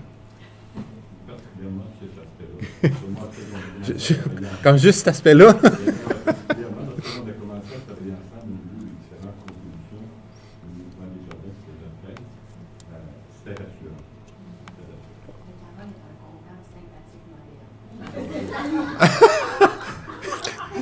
Carole va passer la fin de semaine ici, passera plus dans la porte. CSM. Donc, Magella, puis c'était Jean-Marie. C'est bon. Donc, au point 9, nomination de la firme comptable pour l'exercice 2018. Si je ne me méprends pas, le conseil d'administration a pris la décision d'aller en appel d'offres, Carole? Bien, le conseil d'administration n'a pas pris la décision. Le conseil d'administration propose à l'Assemblée générale d'aller en appel d'offres. Donc, ce que le conseil d'administration propose, c'est suivant, c'est que considérant que le Technocentre a une vocation régionale et qu'il souhaite offrir la possibilité à des firmes comptables de partout sur le territoire d'offrir leurs services, considérant que le Technocentre TIC n'a jamais été en appel d'offres depuis sa régionalisation en 2012, considérant que le Technocentre TIC souhaite sonder le marché en termes de prix pour la réalisation de ce type de mandat, considérant aussi que le Technocentre souhaite tout de même garder une certaine continuité avec la firme comptable qui sera sélectionnée, le conseil d'administration du Technocentre recommande à l'Assemblée générale de procéder à un appel d'offres auprès des firmes comptables du territoire pour la réalisation des états financiers de l'organisme pour une période de 3 ans, soit 2018, 2019 et 2020. Pourquoi 3 ans? Parce que c'est pour une firme comptable, c'est plus intéressant d'amortir les coûts de démarrage d'un dossier. Fait que souvent, ça permet d'avoir des meilleurs prix. Et deuxièmement aussi, c'est souvent le 3 ans, c'est le nombre d'années des protocoles d'entente qu'on a. Fait que quand on a des protocoles d'entente, les comptables sont en mesure de pouvoir suivre plus facilement les protocoles comptables sur une période de 3 ans. Fait que c'est ce que le conseil d'administration recommande à l'Assemblée générale. Bien entendu, si l'Assemblée générale l'accepte, le processus d'appel d'offres va se réaliser et bien entendu, ça embarquera dans le processus d'appel d'offres prévu au règlement du conseil d'administration, c'est-à-dire c'est pas nécessairement le plus bas soumissionnaire, mais c'est les soumissions qui seront reçues à ce moment-là seront analysées par un comité formé de membres du conseil d'administration. Aussi, Carole l'a juste mentionné, là, on n'a aucun problème avec la firme comptable actuelle, c'est vraiment juste une question de vouloir offrir sa chance à tout le monde. Là. Donc, ils font du très très bon travail, là, c'est pas... on n'est pas en mode remplacer, on est en mode offrir la chance à tout le monde. Là. Fait que, à moins d'une proposition différente, c'est que moi qu'il y ait quelqu'un qui voudrait proposer quelque chose différemment puis passer au vote ou demande une proposition à ce moment-là. Est-ce que je peux? Oui. Je ne veux pas intervenir, là, mais que vous ayez sur 3 ans, je n'ai pas de problème avec ça. Est-ce que vous gardez un droit de regard de reconduire ou non à chaque année? À chaque année, on se doit de reconduire la firme comptable, à moins d'avoir une raison. Oui, à moins d'avoir une raison particulière de ne pas... mais à ce moment-là, je veux dire, on embarque dans les processus ou les règlements au niveau des appels d'offres. Là. Mais à moins de vraiment avoir un service exécrable puis avoir les bonnes raisons de refuser, à ce moment-là, on aurait le droit de revenir en arrière. Parce qu'à chaque année, on se doit de reconfirmer, même si on y va pour 3 ans, on se doit de reconfirmer qu'on conserve le même mandat là, avec la firme comptable. C'est intéressant que l'Assemblée sache. Merci. Effectivement. Merci de la précision. Fait que si ça prenait quelqu'un pour proposer. Annie, Madame Chénier, merci. appuyé de Monsieur Plourde.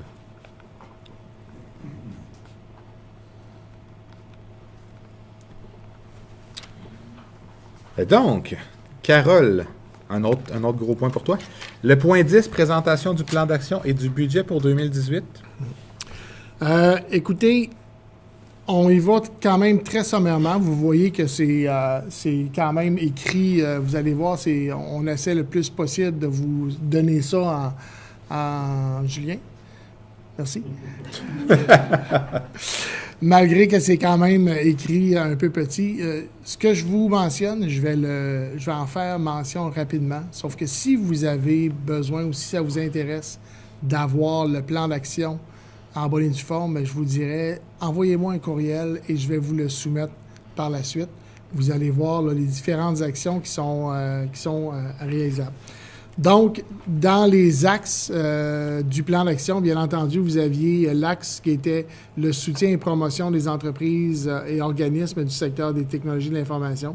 Donc, dans les objectifs stratégiques, ça, c'est toujours en lien avec la planification stratégique qui avait été réalisée, qui était la planification stratégique 2016-2018, qui est toujours disponible sur le site du Technocentre. Donc, vous y avez accès si jamais vous allez voir.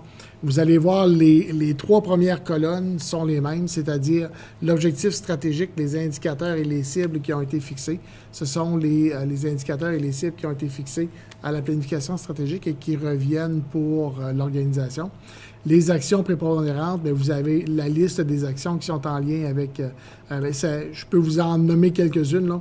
Exemple, dans le cadre du soutien et promotion, lorsqu'on parle d'augmenter la visibilité, bien, on parle d'effectuer un rappel aux membres par courriel et par téléphone sur une base trimestrielle afin d'inciter à compléter leurs fiches. Les membres, la majorité, ont complété leurs fiches sur le site web du Technocentre, mais ce ne sont pas tous les membres qui l'ont fait. Et ce ne sont pas tous les membres non plus qui ont des fiches qui sont à jour avec leur service. Donc, c'est important parce que nous, beaucoup, on redirige les gens qui nous posent des questions sur nos membres vers notre site web en leur disant, bien, vous avez la liste des membres là qui ont un potentiel intéressant de répondre à vos besoins.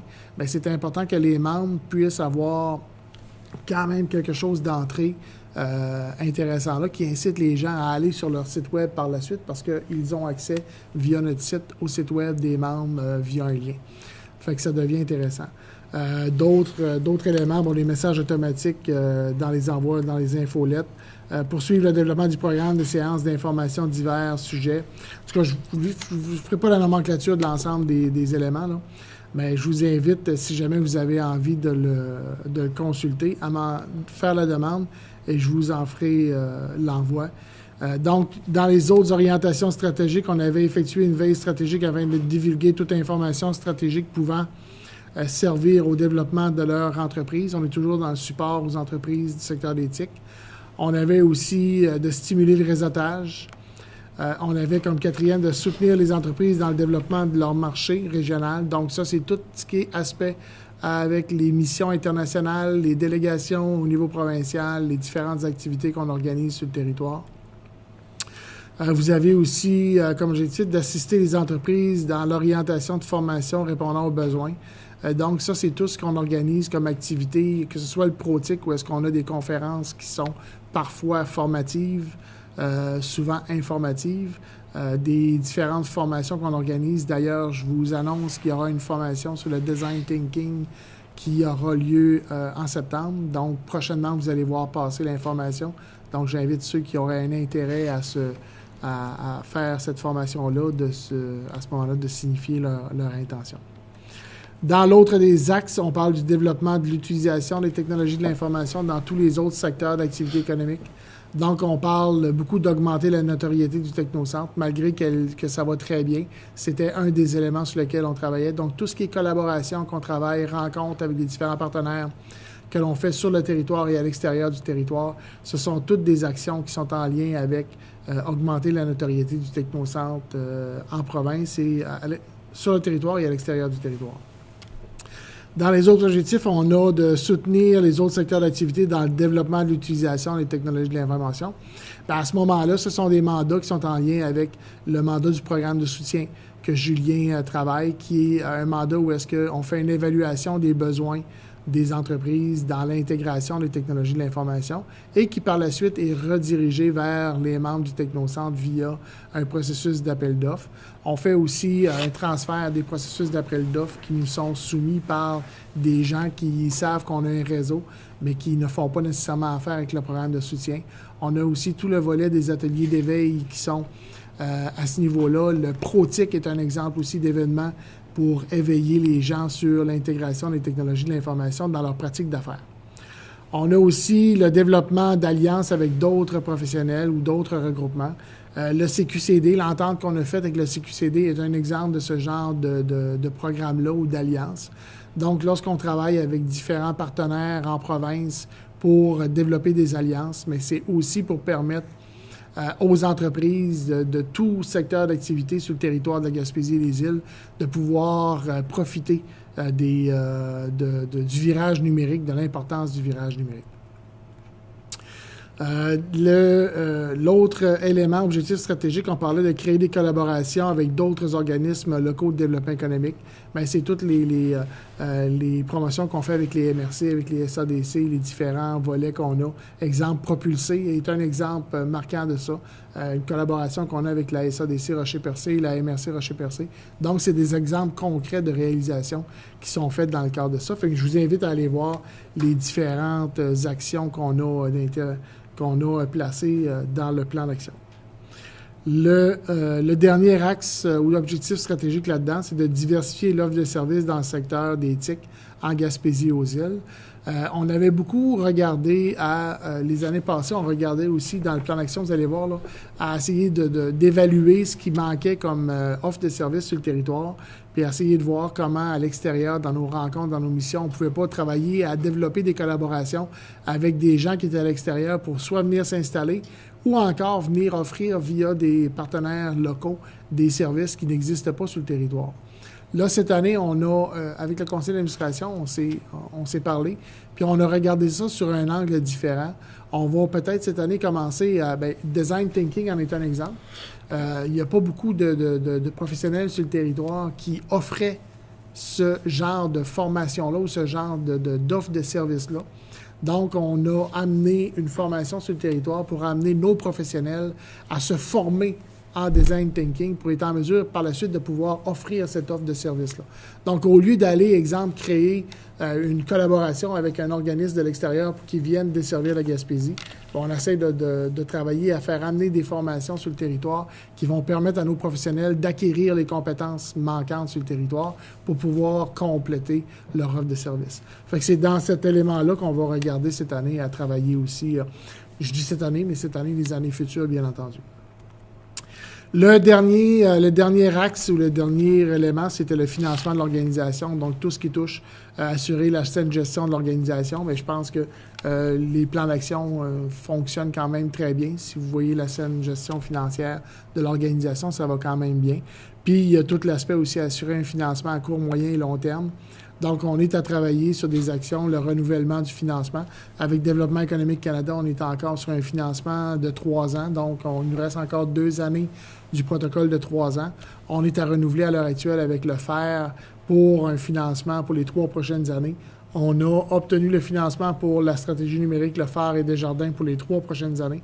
Donc, on est quand même sur la bonne voie au niveau du plan d'action. Fait que c'est ça pour le plan d'action. Si vous avez des questions particulières sur le plan d'action comme tel, je pourrais répondre. Sinon, je vous invite, si vous avez envie de le zioter, de l'analyser, de faire vos commentaires, puis de mieux comprendre, envoyez-moi un petit courriel à moi, Julien ou à Émilie. Ça va nous faire plaisir de vous soumettre le plan d'action par la suite. Sinon, je passerai immédiatement au volet budget. Le volet budget, donc, c'est le budget pour l'année 2018. Vous allez voir qu'au niveau budgétaire, dans les revenus, on a réduit un peu le membership. Bien entendu, c'est en lien avec la réduction du nombre du prix des cartes de membres. Fait qu'on était très conscient qu'on ne peut pas partir de 250 à 100 $ sans avoir un impact sur le montant que ça allait donner. Sauf qu'on croit être capable de pouvoir récupérer cette différence-là dans les prochaines années en attirant plus de membres chez nous. Donc, on parle d'un membership de 7 500, participation du milieu 40 000 $. C'est des revenus qui sont beaucoup en lien avec les facturations là, du programme propulsé puis de la stratégie numérique. Donc, il y a beaucoup de montants à l'intérieur de ça qui vont venir de revenus des contributions du milieu, qui seront soit des contributions en nature, location de salle, participation, et ainsi de suite, ou encore des contributions en lien avec de la facturation qui sera faite, comme dans le cas du programme propulsé, directement aux entreprises. Développement économique Canada, bien entendu, 50 000 $. On parle du MEIE, programme FER, qui est à confirmer. On vient de déposer le projet pour le programme FER, mais je tiens à préciser que le Technocentre a quand même un coussin là également. C'est-à-dire qu'on avait pour l'année 2018, on avait un revenu reporté pour le faire de 60 000 $. Le protocole a été signé, tout est réglé, tout est finalisé. On a reçu le dernier versement. Donc, on a quand même une enveloppe de 60 000 $ déjà pour l'année 2017 qui est assurée. Il nous reste à aller chercher le 40 000 supplémentaires qui sera sur le prochain protocole des 3 prochaines années. Puis ce qu'on a eu comme rencontre avec le FER, c'était pas une carte blanche, mais c'était quand même une volonté de dire que oui, le Technocentre, les opérations sont encore intéressantes, l'importance de conserver l'organisation, elle est là. Fait que oui, il y avait un intérêt de renouveler à ce moment-là, mais c'était pas une confirmation officielle. 76 000, c'est le programme propulsé, qu'on vous parlait tantôt. Donc, c'est le volet du MESI qui sera du ministère de l'Économie, Sciences et Innovation, qui sera en 2018. Il se peut qu'il y ait un volet de ce 2018-là qui soit reporté en 2019, dépendamment quand le programme se terminera. Mais pour le moment, on est encore à espérer une fin de programme pour le 31 décembre 2018. Les subventions SADC et MRC sont en lien aussi avec le programme propulsé. Le 100 000 $ que vous voyez, c'est le programme phare, donc c'est sur la stratégie numérique. Vous avez la contribution de Desjardins qui était évaluée à 20 000 $ par année pour les 3 prochaines années. Vous avez aussi le programme SOMO, qui est un programme d'aide sur lequel on reçoit une subvention de 15 000 $. Vous avez des revenus d'activité, donc différentes activités qu'on organise sur le territoire. On a des revenus estimés à 5 000 $. Autre programme gouvernemental à confirmer, là, il est là.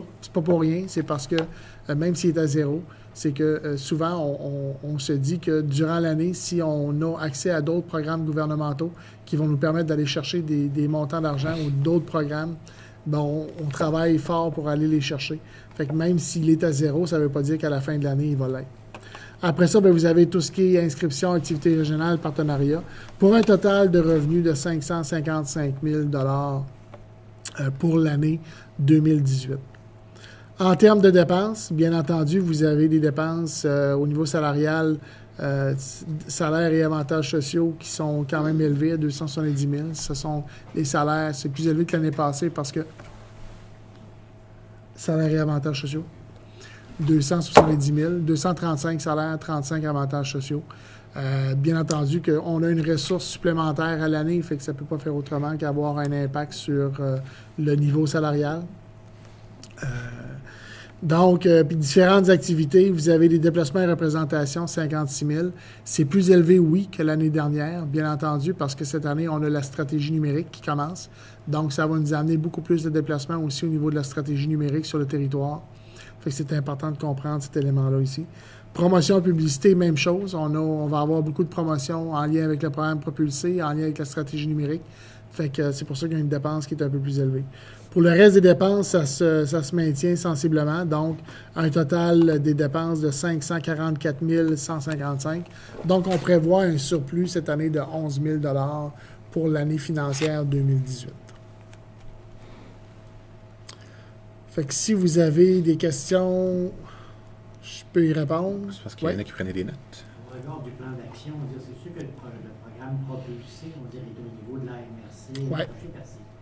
C'est quoi les actions qui sont prévues pour avoir une couverture régionale au regard à peu près du même programme, en tout un programme comparable? C'est quoi les actions qui sont prévues pour justement s'assurer que cet appui-là du Technocentre, on va dire, soit aussi dans les autres MRC? On a déjà commencé à travailler le dossier, on a déjà commencé à approcher le MESI. Le programme propulsé a été conduit dans le cadre d'un appel à projet du volet 2, je pense, du plan d'action en économie numérique du gouvernement du Québec. Puis on a réussi à avoir une somme d'argent pour démarrer le projet. Là, présentement, on ne sait pas, puis avec les prochaines élections, on ne sait pas comment ça va se poursuivre. Mais c'est sûr que nous, l'objectif derrière le démarrage de ce projet pilote-là, c'était d'en faire un projet régional à partir de 2019. Donc, c'est d'arriver en 2019 avec le même projet, mais avec une couverture régionale pour aller chercher des entreprises qui étaient partout sur le territoire. Là, on est à voir comment le gouvernement va réagir dans son plan d'action en économie numérique. Mais de l'autre côté aussi, on a déjà parlé avec le MESI. Et le MESI a ici un plan d'action en développement société, le PADS, ce qu'il appelle le PADS, là. Puis probablement que le MESI dit qu'il pourrait participer dans le cadre d'un appel d'une régionalisation de ce programme-là. Fait qu'on présentement, on est à le travailler pour le ramener régional, puis on va déposer pour un financement d'ici la fin de l'année pour qu'en 2019, ce programme-là soit un programme régional. Mais ce que j'aimerais aussi, c'est qu'il englobe plus que simplement de l'accompagnement comme on fait là. Mais là, pour ça, ça prend des plans qui sont plus gros. Mais l'objectif gouvernemental de faire en sorte que l'ensemble des entreprises du Québec augmentent leur intensité numérique de 50 %, bien, ça cadre directement dans les objectifs de notre programme à nous autres. Bien, c'est en cours à l'heure actuelle. Peux-tu avoir un suivi dans le plan d'action, justement, de cette démarche? Dans le plan d'action, il est marqué là, comme au niveau des programmes, des différents programmes, là, de régionaliser ou de développer des programmes qui sont en lien avec ça. Mais oui, bien, ça sera des éléments qui seront mentionnés. Là, de quel genre de suivi on parle, Carole? Bien, je veux dire, d'avoir dans le plan d'action, dans le plan d'action, on fait un suivi au conseil d'administration, là, mais je veux dire, mais dans le plan d'action, c'est inscrit qu'il y a des actions qui sont en lien avec mais je pense que M. Plourde veut avoir un suivi des actions pendant l'année. Ce que je veux, on va dire, c'est m'assurer, on va dire, qu'au cours de la prochaine année, il va y avoir des actions de fait pour régionaliser ce type d'intervention. Ouais, mais le conseil... Une couverture régionale, on va dire, comme Technocentre, là. C'est sûr que là, on va dire, il y a une action, une intervention qui se fait, mais il faut trouver le moyen, on va dire, d'essayer d'avoir, pour l'ensemble des membres, pour l'ensemble de la région, d'avoir le même... Bien, ce que j'en comprends, c'est que le conseil d'administration reçoit un suivi régulier du plan d'action. Puis c'est sûr et certain, dès qu'il y aura des éléments ou de l'information en lien avec la régionalisation du programme, vous allez tous être informés à ce niveau-là. Mais c'est sûr que c'est dans notre intérêt aussi. Là. On n'a pas. C'est arrivé un peu comme un cadeau, finalement, le programme propulsé, on s'entend, pour le Technocentre. Puis, disons que d'une part, c'est sûr que ça s'adresse spécifiquement aux entreprises de la MRC du Rocher-Percé, mais nos membres sont sollicités de venir faire l'accompagnement dans le cadre de ce programme-là, même s'ils ne sont pas originaires de la MRC Rocher-Percé. Il y avait une question en arrière? Oui. Oui, parce qu'en fait, c'est cette question-là, moi, je me suis posée. C'est sûr que je suis pas familière avec les façons de faire en Gaspésie. J'arrive, mais bon, j'arrive depuis 1 an et demi, mais là, j'arrive. Puis, au niveau des affaires, la SADC a quand même un rôle d'innovation, je crois, sur le territoire, en innovation d'affaires. Ou en tout cas, je tends à aussi encourager à ce que, si ce n'est pas un organisme gouvernemental, que la SADC soit apte à agir en tant qu'innovation d'affaires en numérique. Et là, j'entends pas juste de l'accompagnement pour des affaires de base, mais être propulseur, tu sais, encourager les... Parce que moi-même, à Bonaventure, je pourrais rien faire avec ça. Mais puis j'entends très bien ce que vous mentionnez, puis c'est vrai, vous avez raison, les SADC ont reçu un mandat, puis ont reçu une enveloppe d'argent au niveau du gouvernement pour justement être au niveau innovation, propulsion d'innovation. Et le projet comme tel, là, c'est pas juste de l'accompagnement comme ça. Là. C'est vraiment dans des projets d'innovation pour amener les gens qui ont des projets d'innovation à être accompagnés dans la mise en place de leurs projets d'innovation. Donc, c'est pas juste en termes de financement concret dans les projets comme tels pour la réalisation de l'innovation. Il existe des enveloppes budgétaires, puis oui, les SADC peuvent participer à ce moment-là. Puis ça, c'est à géométrie variable selon les territoires, puis selon les volontés des SADC. Bien, ce qui est sûr, c'est que les SADC du territoire se sont tous positionnés pour supporter un éventuel projet propulsé qui serait régional. Donc, on est avec la MRC Rocher-Percé, la SADC de Rocher-Percé, mais les 3 autres SADC du territoire se sont positionnés en disant « Oui, nous, on a un intérêt, si vous allez vers le régional, via nos enveloppes de fonds qu'on a, à supporter le Technocentre pour qu'il puisse supporter les entreprises à l'intérieur de ce développement-là. » Puis par la suite, bien, les enveloppes provinciales peuvent très bien servir à financer des projets comme les Desjardins de ce monde peuvent aussi très bien supporter nos entreprises à ce niveau-là. Mais oui, effectivement, les SADC, mais elles sont là dans l'intérieur du projet. Je vais peut-être ajouter pourquoi la SADC et la MRC ont parti dans le projet. C'est parce que c'est nous qui avons parti de Technocentre. Mais c'est surtout le fait que on est très sensible à toutes les activités qu'il fait ici, puis on voulait surtout pas faire un flop, commencer régional, puis correct.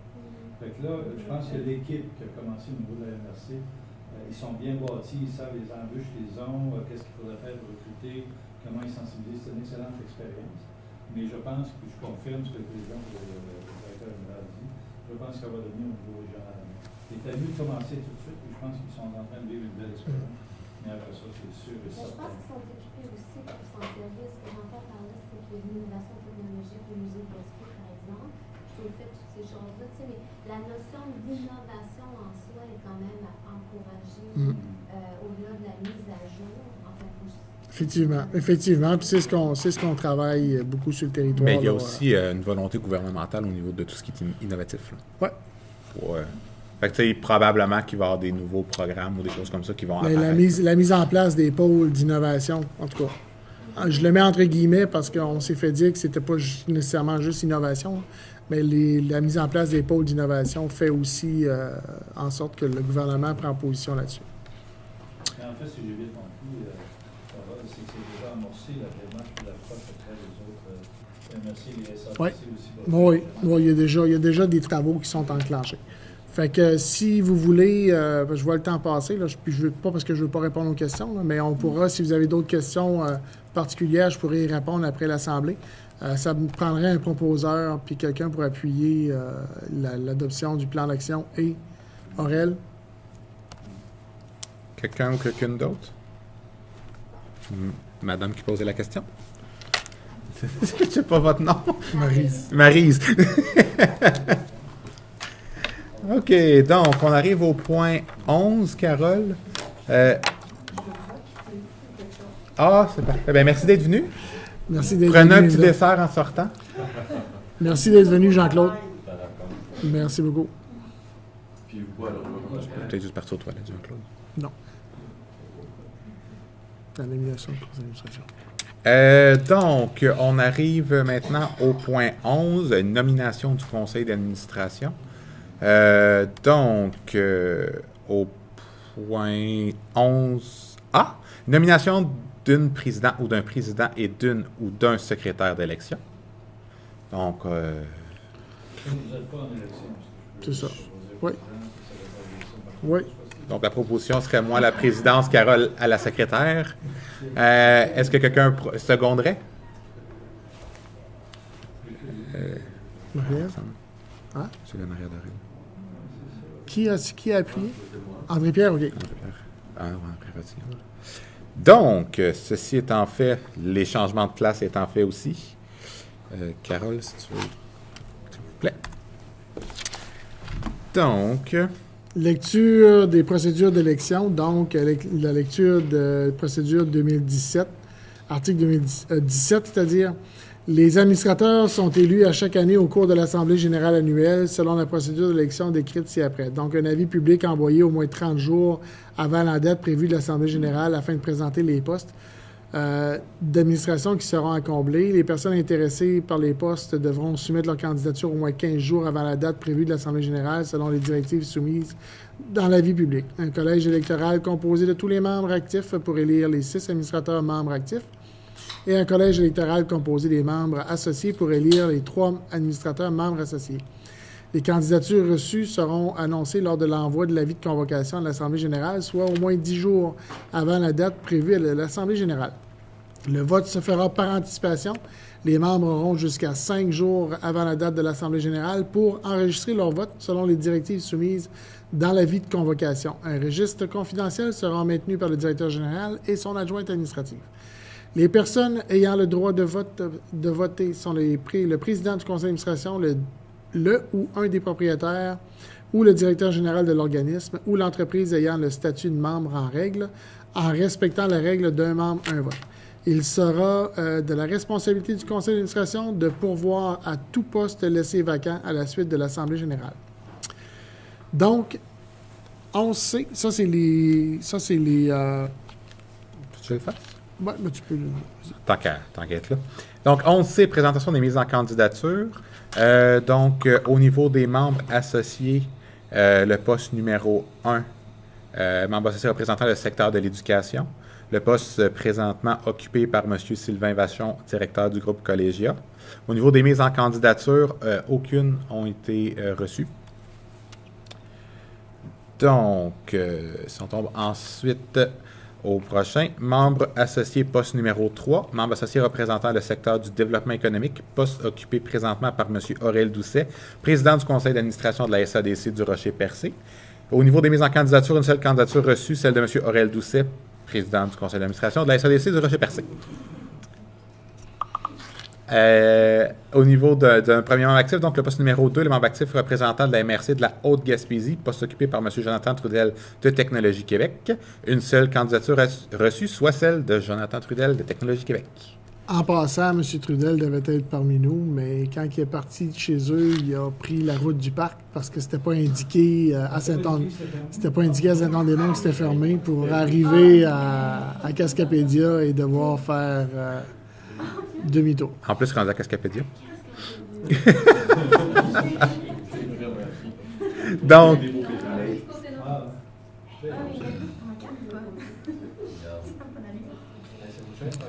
OK. Membre actif, poste numéro 4, membre actif représentant les îles de Madeleine, poste occupé par M. Danny Bouffard de l'agence Gemini. Une seule candidature reçue, soit celle de M. Danny Bouffard de la firme Gemini. Au poste numéro 6, membre actif représente la MRC de Bonaventure, poste occupé par M. Jean-Marie Perrault de Navigue.com. Une seule candidature reçue, et c'est celle de Jean-Marie, encore une fois. OK, donc une nomination d'un nouveau conseil d'administration. Est élu par acclamation au poste numéro 3, membre associé représentant le secteur développement économique, M. Aurel Doucet, président du conseil d'administration de la SADC Rocher-Percé. Est élu par acclamation au poste numéro 2, membre actif représentant la MRC de la Haute-Gaspésie, M. Jonathan Trudel, Technologie Québec. Est élu par acclamation au poste numéro 4, membre actif représentant les îles de la Madeleine, M. Danny Bouffard de Gémini. Est élu par acclamation au poste numéro 6, membre actif représentant la MRC Bonaventure, M. Jean-Marie Perrault de Navigue.com. Concernant le poste numéro 1, membre associé représentant le secteur de l'éducation, comme le poste demeure vacant à la suite du processus d'élection, il reviendra au conseil d'administration le soin de combler le poste. Nous suggérons à l'Assemblée de reconduire jusqu'à la nomination d'un remplaçant, M. Sylvain Vachon, directeur au groupe collégial au poste numéro 1, membre associé, représentant le secteur de l'éducation. Autrement dit, Sylvain a accepté, en attendant de combler, qu'on trouve quelqu'un, de ne pas laisser le poste libre, donc d'accepter de faire l'intérim, comme on avait réalisé l'année dernière avec le poste membre actif de la MRC Avignon. Fait que c'est ce qu'on suggère au conseil d'administration. Donc, à l'Assemblée, oui, excusez. Donc, la résolution, c'est d'accepter les 4 mises en candidature qu'on a reçues, les 3 mises en candidature, c'est-à-dire qu'on a reçu... non, 4. 4 mises en candidature qu'on a reçues, et d'accepter de prolonger jusqu'à trouver un remplaçant le mandat de M. Sylvain Vachon au poste numéro 1, membre associé représentant le secteur de l'éducation. Fait qu'on a un proposeur. Non, je ne peux pas faire l'élection. Donc, Marie-Ève, Marie-Ève secondé par propose. C'est vrai, tu as raison. Secondé Marie-Ève, secondé par André-Pierre. André-Pierre. OK. Donc, toujours au point 11D, nomination du conseil d'administration. Pas encore, c'est pas fait. Hey, félicitations. Vous pourrez vous applaudir après. Donc, la composition du conseil d'administration au niveau des membres actifs, au poste numéro 1, représentant de la MRC Avignon, Mme Marie-Ève Forêt de Communication Antilope. Au poste numéro 2, représentant de la MRC de la Haute-Gaspésie, M. Jonathan Trudel de Technologie Québec. Au poste numéro 3, représentant de la MRC de la Côte-de-Gaspé, Mme Marie-Claude Brière de MC Brière Agence Conseil. Donc, Marie-Claude n'est pas présente aujourd'hui. Elle avait un autre engagement. Au poste numéro 4, représentant des îles de la Madeleine, M. Danny Bouffard de Gémini. Danny, de souvenance, est en déplacement. Donc, c'est pour ça qu'il n'est pas ici aujourd'hui. Représentant de la MRC du Rocher-Percé, moi-même, Jonathan Ranger, de Gascode Consultant Informatique. Au poste numéro 6, représentant de la MRC de Bonaventure, M. Jean-Marie Perrault de Navigue.com. OK. La composition du conseil d'administration au niveau des membres associés, donc au poste numéro 1, représentant le secteur de l'éducation, M. Sylvain Vachon, directeur au groupe Collégia, donc comme on disait par intérim. Représentant au poste numéro 2, le secteur municipal, M. Roch Audet, maire de Bonaventure. Au poste numéro 3, représentant le secteur du développement économique, M. Aurel Doucet, président du conseil d'administration de la SADC du Rocher-Percé. Félicitations à tous les administrateurs et administratrices. Là, on applaudit.